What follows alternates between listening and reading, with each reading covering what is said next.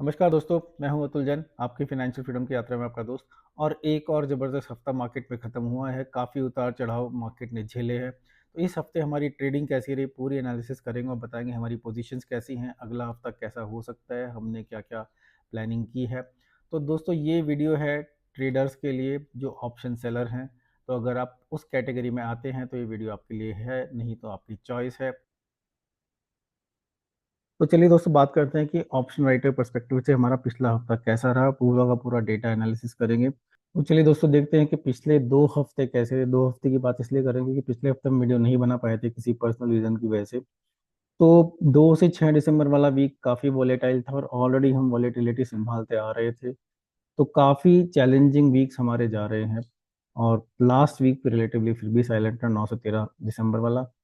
तो निफ्टी एक तरह से रिकवर करता आ रहा है पिछले 4 हफ्ते से। इस वीक थोड़ा सा ब्रीदर निफ्टी ने लिया है, लेकिन फिर भी निफ्टी एक तरह से वीक के हाईएस्ट लेवल पर बंद हुआ, तो वो ऐसे छप्पर नहीं पड़ा है। लगभग 80-90 पॉइंट्स ही निफ्टी ने ऊपर का मूवमेंट दिया है इस हफ्ते। तो निफ्टी काफी इंटरेस्टिंग रहा इस हफ्ते। पिछले हफ्ते का तो और भी इंटरेस्टिंग था। दोनों एनालिसिस करेंगे।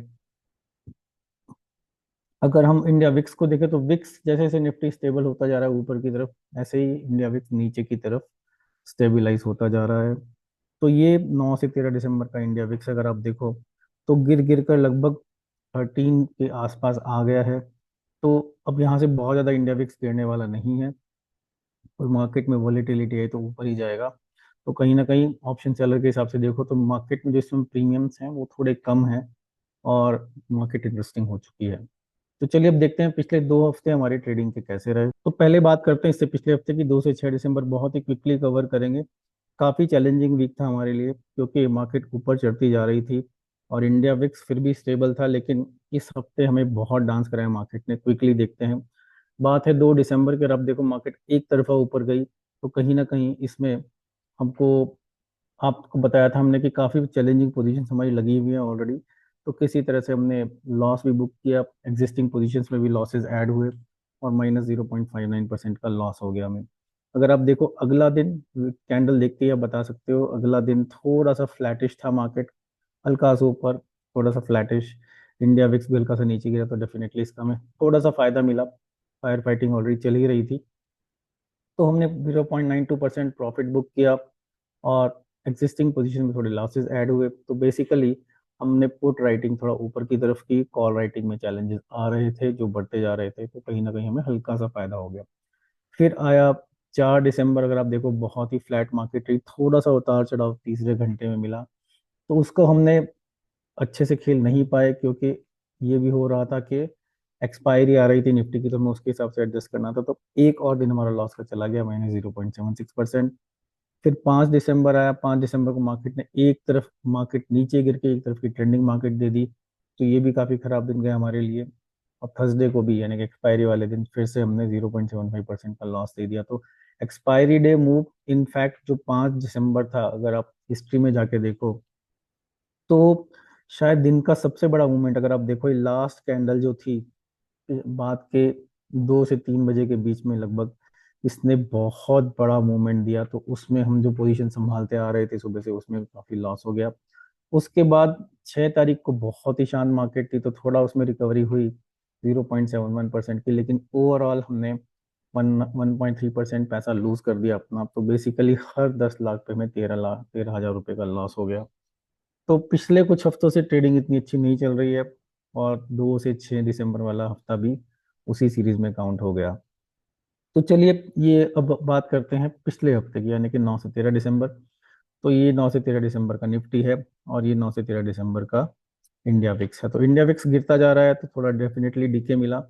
और जैसे कैंडल में ही दिख रहा है कि 9 दिसंबर निफ्टी कहीं गया ही नहीं, बहुत छोटी रेंज में काम किया। तो जब निफ्टी ऐसे काम करता है तो बैठे बिठा एक तरह से पैसा मिलता है। हमने थोड़े एडजस्टमेंट्स करने शुरू कर दिए थे क्योंकि हमारी दिसंबर की पोजीशन काफ़ी ज़्यादा कॉम्प्लिकेटेड लगी हुई है। तो प्रॉफिट बुक -0.31%, एडेड 0.53%, तो हमें 0.22% का फायदा हो गया। फिर आया 10 तारीख। 10 तारीख को अगर आप देखो तो निफ्टी हल्का सा गिरा, लगभग फ्लैट रहा। और इंडिया विक्स और गिरता रहा। तो एक तरह से एक और दिन हमें फ्री मनी वाला मिल गया। अच्छा प्रॉफिट हुआ, हमने प्रॉफिट बुक भी किया, हमने प्रॉफिट ऐड भी किया। तो 0.89%। तो एक तरह से लगातार 3 दिन थोड़ा प्रॉफिट्स रिकवर हुए, तो कहीं ना कहीं थोड़ी जान में जान हमारी आनी शुरू हो गई थी। फिर आया वेडनेसडे। वेडनेसडे को हमने अपनी पूरी की पूरी पोजीशंस वीकली एक्सपायरी वाली बंद कर दी, लेकिन फिर भी वेडनेसडे का दिन भी बहुत अच्छा था, बहुत छोटी रेंज में निफ्टी ने काम किया, और इंडिया विक्स भी बहुत अच्छे से गिरा, उसका हमें फायदा मिला, और हमने one of the best days 1.29% का प्रॉफिट हमारा ऐड हो गया। और फिर आया थर्सडे।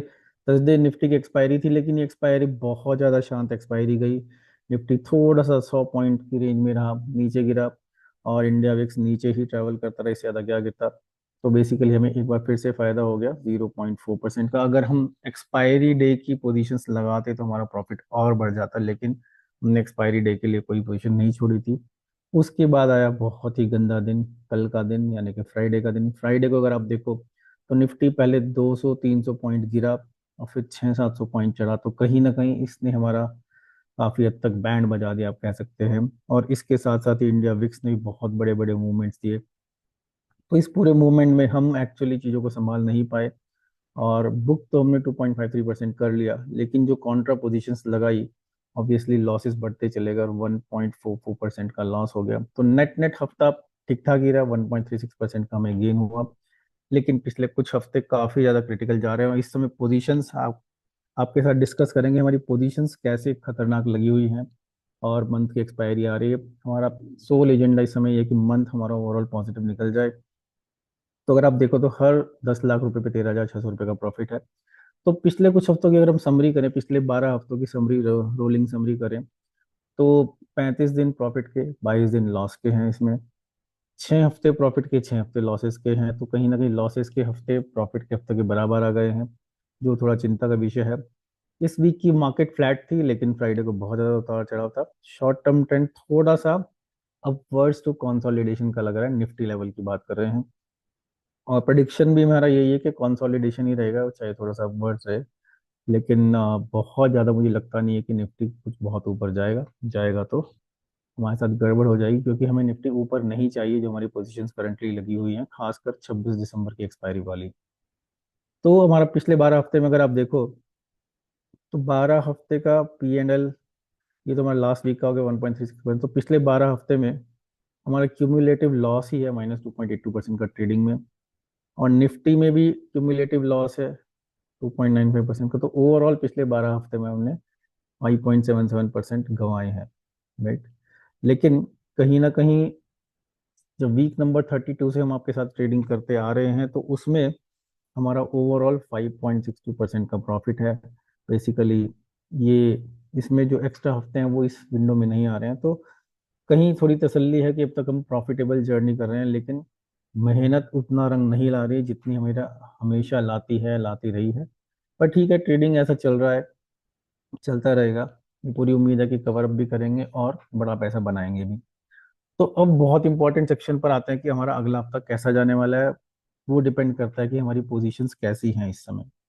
तो अगर आप देखो तो 19 दिसंबर की हमारी 21% कैपिटल, काफ़ी कैपिटल लगी हुई है। इन्वर्स ट्रायंगल तो मतलब काफ़ी गड़बड़ पोजीशंस भी लगी हुई हैं, वो खासकर फ्राइडे के मूवमेंट की वजह से हुआ है, अनकंफर्टेबल है। बहुत जल्दी हमें क्लोज करना है, पैसा फ्री होगा तो फिर हम आगे के एडजस्टमेंट्स भी करेंगे, और जनवरी का भी लगाएंगे। बैंक निफ्टी 24 दिसंबर की एक्सपायरी में 18% कैपिटल लगी हुई है। फ्राइडे के मूवमेंट ने इसको भी गड़बड़ कर दिया, नहीं तो बैंक निफ्टी में इस महीने बहुत अच्छा पैसा बन रहा था। थोड़ा अनकंफर्टेबल है, और इसको स्प्रेड आउट, एक्चुअली इसको क्लोज करना है, थोड़ा स्प्रेड आउट भी करेंगे अगर मौका लग गया तो। 26 दिसंबर को एक्सपायरी, यानी कि मंथली एक्सपायरी, बहुत कॉम्प्लेक्स निफ्टी है और बहुत सारा पैसा हमारा लगा हुआ है। इसके लिए हमें मार्केट अगर नीचे आए तो बेटर है, ऊपर जाए तो बहुत दिक्कत की बात है, ये लॉसेस बढ़ते जाएंगे। एक्चुअली पिछले 4 महीने इन पोजीशन को संभालते आ रहे हैं हम, तो थोड़ा सिंप्लीफाई करना है, थोड़ा सा हमें अपने लिए, उसके लिए एडवांटेजेस पॉइंट चाहिए। 200-300 पॉइंट निफ्टी नीचे गिर के टिके तो हम थोड़ा सा उसको एडजस्ट करेंगे। अडानी एंटरप्राइज में हमारा स्ट्रैडल बना हुआ है, 1% 2% करीब कैपिटल इसमें लगी हुई है, कंफर्टेबल है। इसको हम क्लीन क्लीन अप या बंद ही करेंगे। एक्सिस बैंक में हमारा 1% कैपिटल का स्ट्रैडल बना हुआ है, ये भी कंफर्टेबल है, और इसको ऑब्जर्व करना है, क्लोज करना है, एडजस्ट करना है, जैसे भी मौका लगेगा। HDFC बैंक में भी 1% का स्ट्रैडल बना हुआ है, कंफर्टेबल है, अच्छा पैसा बनाया है, इसको भी ऑब्जर्व और क्लोज करना है। इंडसइंड बैंक में हमारा एक्चुअली यहाँ 0% दिखा रहा है क्योंकि एक दो लॉट ही लगे होंगे, पर 1% आप मान लीजिए स्ट्रैडल है और कंफर्टेबल है। इसको भी ऑब्जर्व क्लोज करना, 1,000 रुपये पे स्ट्रैडल चल रहा है हमारा। इन्फोसिस थोड़ा टाइट है क्योंकि इन्फोसिस ने काफ़ी अच्छा रनअप दिया है, 2% कैपिटल भी हमारी लगी हुई है इसमें, और इसको हमें बंद करना है। लेकिन इसमें हमने अच्छे प्रॉफिट पुट साइड से वैसे बुक करते हैं, करंट पोजीशन थोड़ी सी टाइट है। आईटीसी में काफ़ी पैसा लगा हुआ है, 3%, इन्वर्टेड स्ट्रैंगल बना हुआ है, सब कुछ बना हुआ है, टाइट पोजीशन है। इसको जैसे ही हम ओवरऑल प्रॉफिटेबल होंगे बंद करने की सोच रहे हैं, देखते हैं फिर अगले महीने का इसको लगा देंगे। रिलायंस में 1% स्ट्रैडल है, थोड़ा टाइट है क्योंकि इन्वर्टेड भी है उसमें पार्ट, थोड़ा उसको एडजस्ट करना है। और निफ्टी 30 जनवरी का हमने 6% पैसा 30 जनवरी में लगा दिया है। कंफर्टेबल पोजीशन है, शुरू में तो सब कंफर्टेबल ही होता है, देखते हैं बाद में कैसा रहता है। तो दोस्तों ये थी हमारी ओवरऑल पोजीशन। अब हमारा प्लान ये है कि अगले हफ्ते का हम पोजीशन जितनी जल्दी हो सकता है क्लोज करना चाहेंगे। 21% हमारा पैसा लगा हुआ है 19 दिसंबर को, और इस पैसे को हम एडजस्ट करने की कोशिश करेंगे, या तो 26 दिसंबर वाला निफ्टी, लेकिन वो ऑलरेडी बहुत ही कॉम्प्लिकेटेड है, तो हम कोशिश करेंगे कि इस पैसे को हम जनवरी में शिफ्ट कर दें, जनवरी के पहले हफ्ते में शिफ्ट कर दें, इससे कि इस महीने का स्ट्रेस थोड़ा कम हो जाए। और जो भी चीज़ें बंद करते जाएंगे, अब धीरे धीरे प्लान ये करेंगे कि अगले हफ्ते में या अगले महीने में उस पैसे को शिफ्ट करते जाएं। तो ये महीना, पिछले 2-3 महीने काफ़ी ज़्यादा टाइट गए, जनरली इतना खराब हमारा सिचुएशन रहता नहीं है।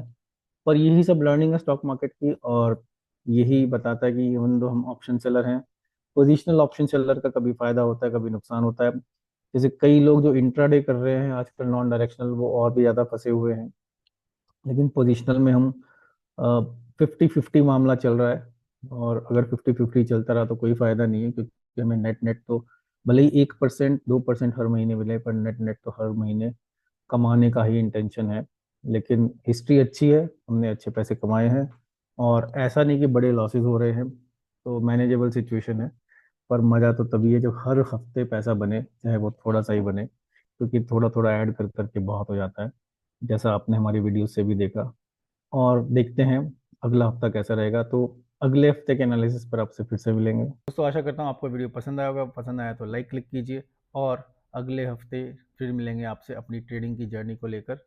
नमस्कार।